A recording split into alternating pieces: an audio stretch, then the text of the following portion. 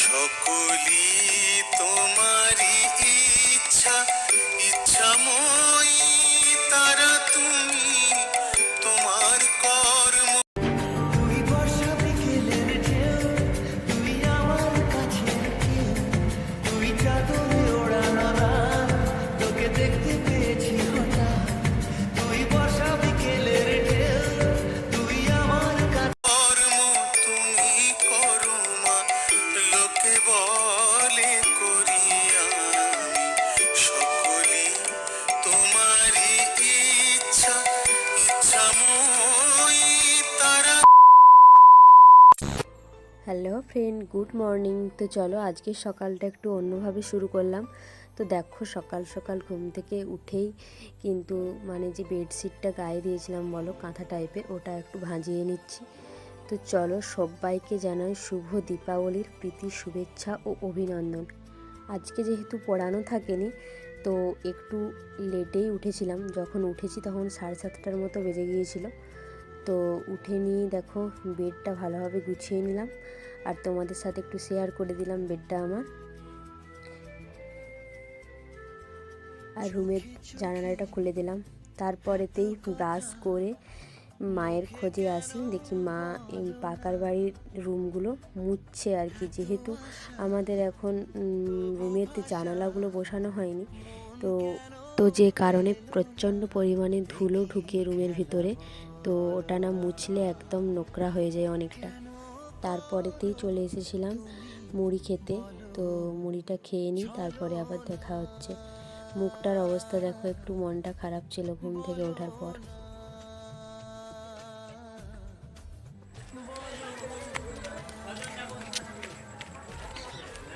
আমি আর সোনা একটু বেরিয়েছি, জমিতে যাবো। ও কি বলে শোনো ভিডিওটায়।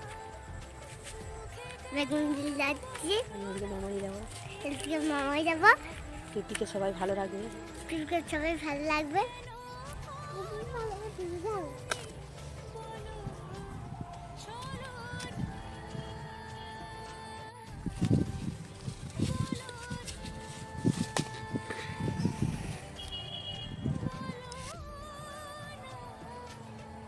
জমির মধ্যে দেখো একটা গাঁদা গাছ ছিল, গাছটায় প্রচণ্ড পরিমাণে ফুল হয়েছে। আর দেখো কত সুন্দর প্রজাপতি এসে মধু খাচ্ছে।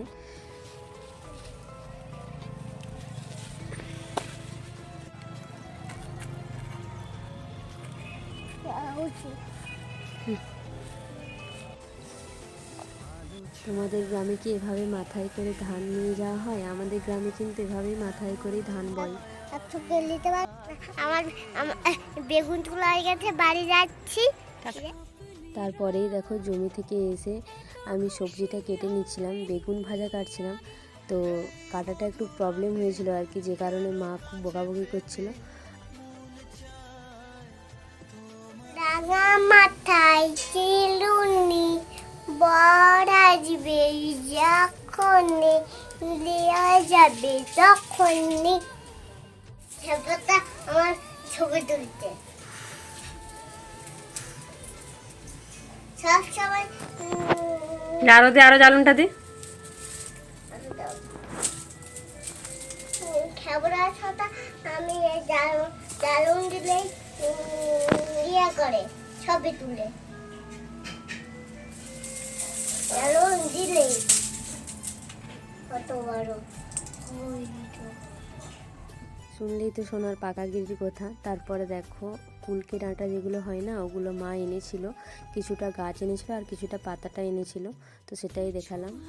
তারপরেতে মা একটু আর কি ব্যস্ত ছিল, আমি ওই জন্য একটু রান্না করছিলাম আর মা ক্যামেরাটা ধরে দিয়েছিল। দেখো আমার ছবিটাই তুলেনি, কিন্তু কোড়ারা যেগুলো ভেজেছি সেগুলোর ছবি তুলেছে। আমি সেটাই বলছিলাম যে তুমি এখনও ক্যামেরা ধরতে পারলে না। স্নান টান করার পর দেখো এখন যেহেতু ঠান্ডার আমেজ পড়ে গিয়েছে তো ময়শ্চারাইজার তো ইউজ করতেই হয়। তো ময়শ্চারাইজারটা ইউজ করে নিই। আর আজকে মাথাটাই শ্যাম্পু করেছিলাম, যে কারণে চুলটা এখনও খুলিনি, খুলবো এবারে। আর একটু বডি লোশনটাও নিয়ে নিলাম। সবসময় তো সোনা আমার সাথেই থাকে, দেখো ও এখনও আমার সাথে কথা বলতে বলতে দুষ্টুমি করছে। আর আমি টুক পড়ছি, ও দেখো টুক পাতাটা নিয়ে ও পড়বে।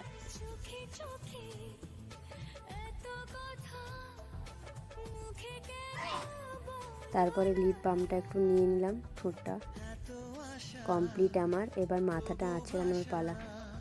বিকালের দিকে একটু বান্ধবীর বাড়ির দিকে এসেছিলাম। ঢং দেখো ঢং, ওর বিয়ের অ্যালবামটাই দেখছিলাম আর কি।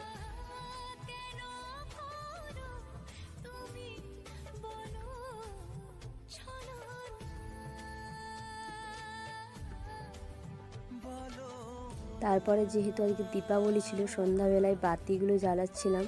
তো ওই বাতিগুলো মানে এতটাই সলতেগুলো ছোট ছিল, জ্বালাতে খুব প্রবলেম হচ্ছিল। শেষ অবধি সবগুলো ঠিকঠাকভাবে জ্বলেও নি, যে কারণে ভালোভাবে তোমাদের সাথে শেয়ার করতে পারবো না। তো যেটুকু পেরেছি জ্বালাতে সেটাই দেখতে থাকো।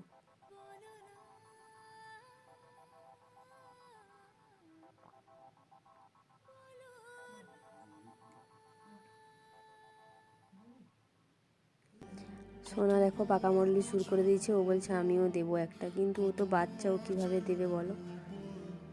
তারপরে ছাদে চলে এসেছিলাম। ছাদেতে কয়েকটা বাতি জ্বালিয়ে দিলাম আর কি।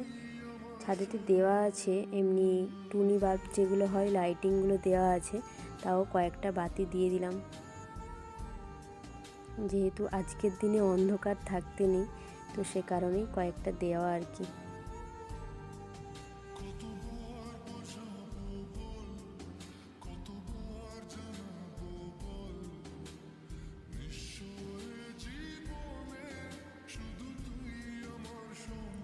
ফাইনালি পুরোটা দেওয়া হয়ে গিয়েছে, একটু তোমাদের সাথে শেয়ার করে দিলাম।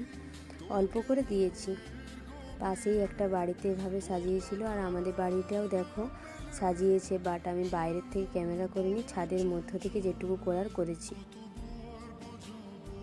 তারপরেই বেরিয়েছিলাম ঠাকুর দেখতে।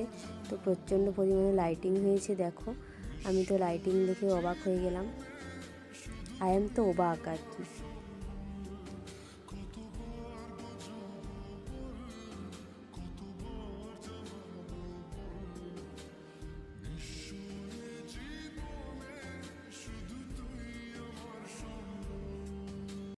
ফাইনালি আমার ভাই আর দুটো ভাই মিলে, তিনজন মিলে একটা ঠাকুর তুলেছিল। তো সেটা ওখানেই বাতি দিতে এসেছিলাম। তো দেখো মানে ঠাকুরটা ছোট্ট হলেও খুব সুন্দর কিন্তু মূর্তিটা হয়েছে। আর সব ঠাকুরই সুন্দর, কিন্তু মূর্তিটা খুব হাসি হাসি দারুণ হয়েছে। কিন্তু এখানে বাতি দিয়ে একটু প্রণাম করে নিলাম। তারপরেতে তখন বৌদি ক্যামেরা করে দিয়েছিল। এবার দেখো আমি তোমাদেরকে ভালোভাবে ক্যামেরা করে একটু শেয়ার করে দিলাম। এখনও তো পুজো শুরু হয়নি, যে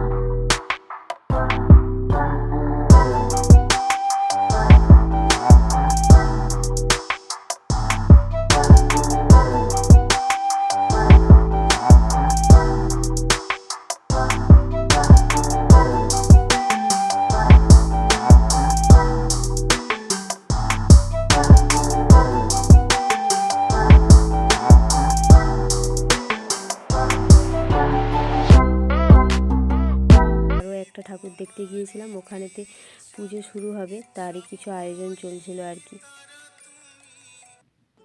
তারপরে বাড়ি ফিরে ছাদ থেকে একটু বাজি ফোটানো দেখলাম। আর ভিডিওটা এমনিতেই অনেক বড় হয়ে গিয়েছে। তোমরা সবাই সুস্থ থাকবে, ভালো থাকবে, আর সাবধানে বাজি ফোটাবে। তো চলো টাটা বাই বাই। আজকের ভিডিওটা এখানেই শেষ করছি। ভালো লাগলে একটু সাবস্ক্রাইব করো।